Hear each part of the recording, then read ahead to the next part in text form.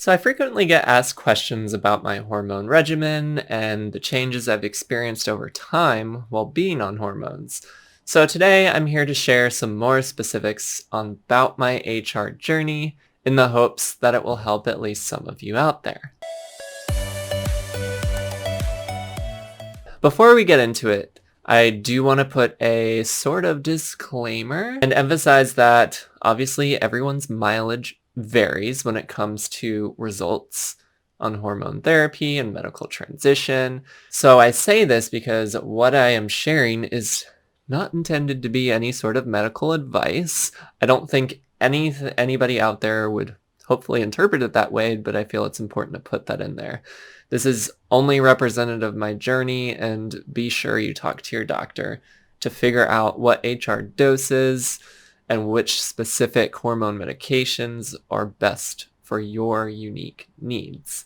That being said, to the best of my knowledge, looking at my calendar, I started HRT on April 12th, 2015. So we're getting close to 6 years now. Super exciting. Another anniversary coming up. So many anniversaries after transitioning. Or maybe it's just anniversaries that I'm actually excited about and actually want to remember. That's probably more what it is.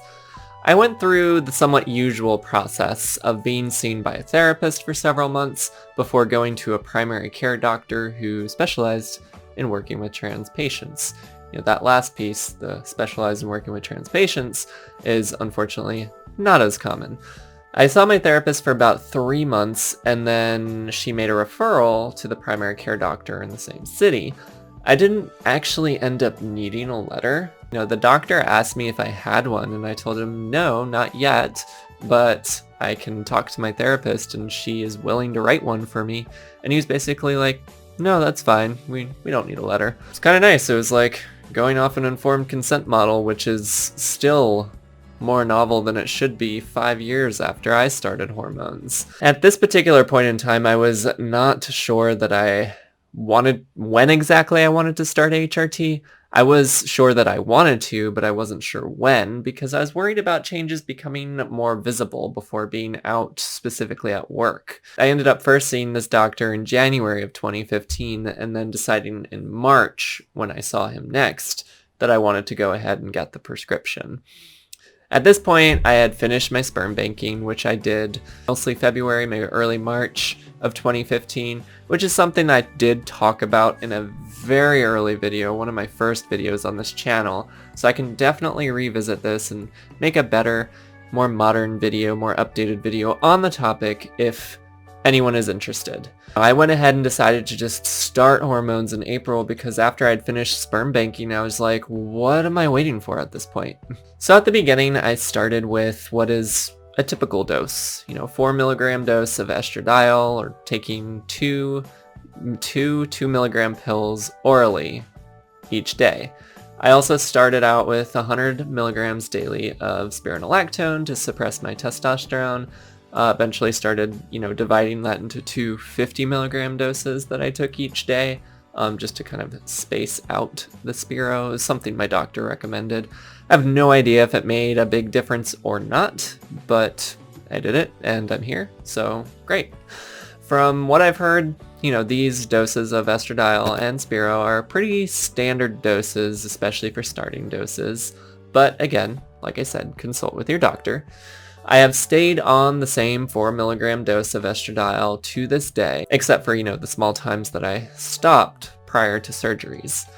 My Spiro dose did increase in 2017 to 200 milligrams to further reduce my testosterone, and I also took progesterone from about mid-2016 to November 2017. And I stopped the progesterone in 2017 prior to having both my SRS and breast augmentation in December of 2017. Felt like I didn't really need it anymore after having breast augmentation because the reason people typically take progesterone is to help facilitate breast growth. The science is still out in terms of how much that helps, but my doctor told me that the side effects were minimal and that it was worth trying if I wanted to.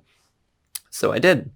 The progesterone was in the form of medroxyprogesterone acetate, which I took 5 milligrams orally once per day for that about year and a half that I was on it. My doctor also recommends staying on Spiro for at least a few months after SRS, which I believe was the idea of eliminating any residual testosterone. I'm not sure how common this is, but I did eventually end up completely stopping my Spiro by the end of 2018, and not surprisingly, my T levels have remained extremely low since. Speaking of hormone levels, the exciting piece that maybe all of you came here for, I want to give you all a brief rundown of my testosterone and estrogen levels over time, and to help with this, I prepared a mediocre graph to show you the level of each from January 2015 to October 2020 at various time points throughout.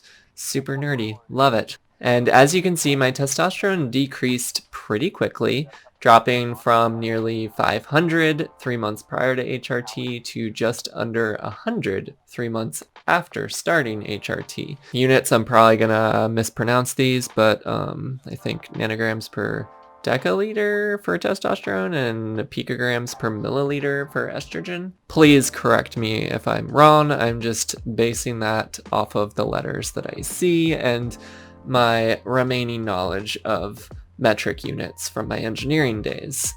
But anyways, at the same time, my estrogen levels also shot up pretty quickly, although there is much more of a fluctuation in these over time compared to my testosterone, and I believe this fluctuation is much more common for estrogen. Obviously, we don't get a period in the traditional sense, but many trans women have talked about having sorts of monthly cycles on their hormones with various side effects. I will say I do not believe that this 666 estrogen level that I got in April 2016 is actually real, though I think a level of 666 is pretty cool since, you know, at least momentarily my estrogen level matched the idea that many people have about trans people, the idea that I'm going to hell for being trans because this is against God's will or something like that. Hooray. Things were pretty uneventful from that point onward, and that's not at all a bad thing when it comes to hormone levels. You know, my testosterone did spike a little, as you can see, in June of 2017, which is what prompted me to increase my Spiro dose for a short period of time from 100 milligrams to 200 milligrams. And as you can see, my testosterone levels quickly decreased again after that, going to slightly lower than where they were before when I was on 100 milligrams. And then my T levels also stayed practically zero since having SRS, which should not again come as a surprise to anyone since that's what should happen when they go snip snip to your balls. But I do want to say, you know, your testosterone levels should not be zero. That is not good to have absolutely zero testosterone. And my levels have, for testosterone, tend to fluctuate between, I think, about 15 to 25. You know, this rapid decrease in testosterone and the rapid increase in estrogen that I had during those first 3 months is likely why I experienced psychological changes very early on HRT, which I've heard is, again, pretty common to notice those mental changes very early before you even start noticing much, if any, physical changes. It's like starting to feel like my mind and body were more in sync and that the dysphoria felt like it was decreasing, even though physical changes weren't really happening yet. It's kind of hard to describe, but it's just like the way of thinking and the way of thinking about myself just kind of changed. The way I related to my thoughts and emotions changed, and that just felt more right, which is why my dysphoria went down. You know, from what I can remember, I was getting, sometimes I think it's called nipple budding, where you start getting a little bit of growth under the nipples and some very, I don't know what I'm doing, hand motion, and then some breast growth by about 3 to 4 months, to the point where I was wearing a sports bra to work for a few months before coming out full time. So it was probably, let's say, 5 to 6 months after starting hormones, I was starting to fairly regularly wear sports bras because, you know, my nipples were noticeable under the clothes that I was wearing at the time. By the time I was about a year on HRT, I would say I was about a solid A to small B cup, and I eventually decently filled out a B cup by the time I had my breast augmentation, which was at about 2.5 years of being on HRT. So that would have been from April 2015 to December of 2017. Or November of 2017 if you want to be, exact, because I went off my HRT for about 4 weeks prior to my surgery. I have heard a certain thing, and I have no idea if there's any science behind this, that it is not unreasonable to expect to get a cup size that is about 1 cup size smaller than what is average for other women in your family. And breast growth, as those of you who are on HRT know, is slow. So as hard as it is, try to be patient, which is a hell of a lot easier for me to say in retrospect because I was not patient at the time, but try your best. It typically takes about 2 to 3 years for all or most of the growth that you'll get out of HRT to happen. That's not to say that you won't or can't experience growth beyond this 3-year time point, but that's typically not the norm. And this is why it's typically recommended to be on HRT for at least 2 years before pursuing top surgery. But the longer you can be on HRT before surgery, the better, because you can maximize your growth from HRT, and you may even get to a point where you realize that I don't even need top surgery because the hormones did the work I wanted. As far as body hair growth, that did decrease a lot for me. Not that I had a huge amount of body hair to begin with, thankfully. I would say that about 6 to 12 months after starting HRT, I could notice that my arm, chest, and leg hair started to thin out and grow more slowly. I am fortunate, though, that my body hair is sparse and that there's lots of red and blonde hairs mixed in with the brown. So even when I do grow hair on my body, it's not noticeable. You probably can't see this. There's a little bit of hair on my arms, but it's it is very sparse, but it's also very light. In my experience, HRT did not have as much of an impact on facial hair, sadly.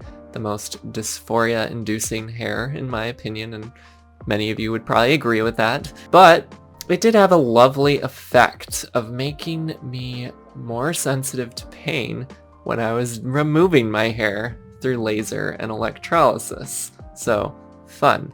I think now, though, that being on hormones for a long time, though, it does slow the regrowth of hair.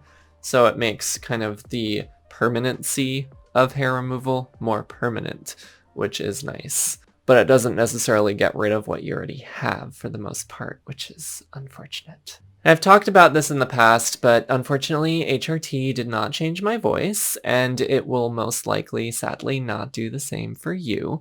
Having a testosterone-induced puberty originally causes changes in vocal cords that lower the resonance and deepen the voice, changes that are typically not reversible through a second estrogen-based puberty after the fact. So if you're very young and you go on puberty blockers and you go on HRT and that kickstarts your first puberty, then yeah, your voice will stay high, your voice will be feminine. That's because you haven't previously gone through a testosterone-based puberty, which any of us that transition in our late teens or later have. A handful of people have claimed that HRT has changed their voice. I am skeptical about this because it maybe could happen, but the science typically does not support such a claim.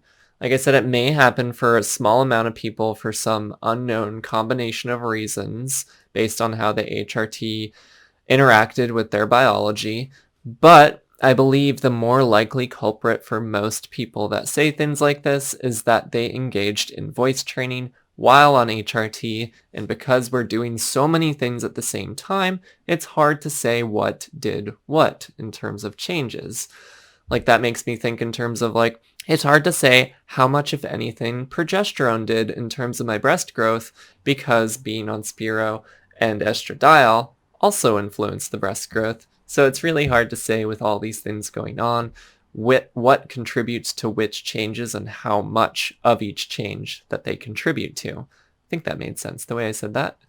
I could probably go on and on and on, but I think I'll stop there because I think or hope that this gives a good broad overview of my HRT experiences and a general overview of my timeline. Again, I want to emphasize that none of this is intended as medical advice. Your mileage may and likely will vary on your own journey. This was just me giving my own unique experiences to give you a very general idea of what 5 years on HRT could look like. But make sure you again consult your doctor to get the doses appropriate for your needs, and make sure you get routine blood work to monitor your hormone levels. It's typically recommended, unless it's changed in recent years, to get blood tests about every 3 months at least for the first year or two, and then it can continue doing that at maybe 6 to 12 month intervals beyond that. But again, whatever your doctor recommends, go with that.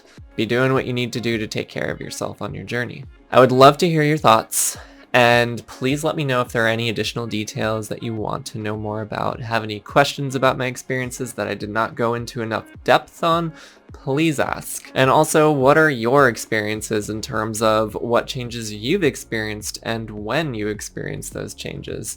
You know, what are your general thoughts and feelings about being on HRT? I'd love to hear anything and everything that you're willing to share about your hormone journeys. And as always, Tipsy and I love you all. Look at that adorable cat as she digs into her fur. Tipsy and I love you all and hope that you're staying as safe and sound as you can during these tough times. If you have not done so already, please be sure to give this a big thumbs up and hit that subscribe button and notification bell. I love you all. Bye for now.